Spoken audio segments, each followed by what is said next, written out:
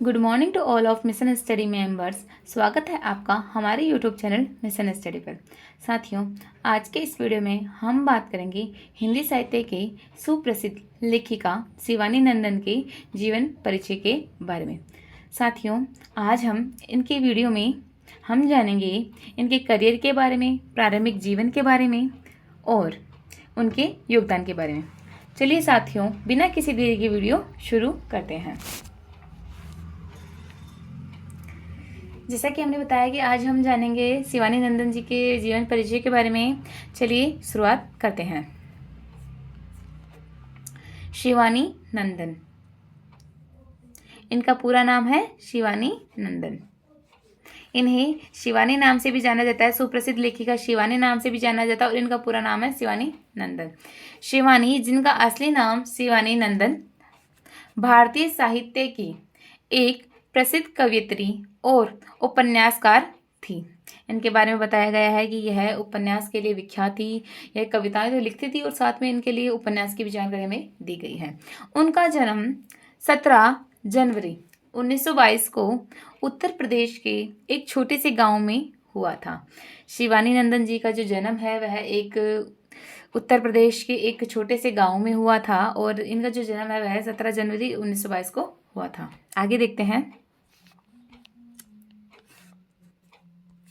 शिवानी को उनकी उत्कृष्ट रचनाओं के लिए जाना जाता है, जिनमें कविताएं, कहानियां और उपन्यास शामिल हैं। अब इनको विख्याति किस लिए हुई? क्योंकि इनको विख्याति हुई इनकी कविताओं के लिए, इनकी कहानियों और उपन्यास के लिए ये विख्यात हो गई। जैसा हमने पहले बताया कि यह उपन्यासकार के नाम से भी जाने जाते हैं। आगे देखते हैं।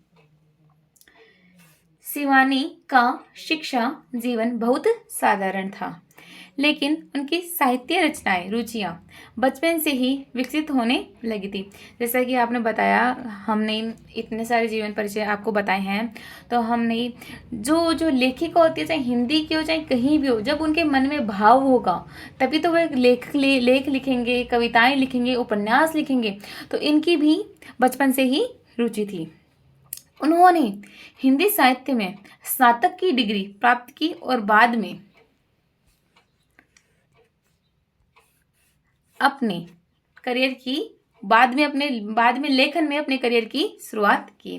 मतलब बताया जाता है कि इनकी जो शिक्षा है वह बहुत साधारण सी रही है। इन्होंने हिंदी साहित्य में ओनली BA की डिग्री कंप्लीट की थी और फिर अपने लेखन में अपने करियर की शुरुआत इन्होंने आगे बढ़ाई। आगे देखते हैं। उनकी रचनाओं में भारतीय समाज, संस्कृति और नारी की स्थिति पर गहरी नज़र होती है। अब जैसे कि हमने बताया कि यह महिला थी, तो ये सशक्त नारी की भावना यह रखते हैं। तो इसमें भारतीय समाज में, संस्कृति में, अब इन्होंने नारी थी तो इन्होंने नारी के बारे में गहरी नज़र डाली, क्योंकि नारी के साथ क्या होता है क्या नहीं होता, तो उनसे रिलेटेड इन्होंने अपनी कविताएं, कहानियां, लेख, उपन्यास आदि लिखे। शिवानी की कविताएं भावनाओं और संवेदनाओं की गहराई को छूती हैं। उन्होंने अपने लेखन के माध्यम से महिलाओं की समस्याओं और उनके अधिकारों की बात की है। आगे देखते हैं।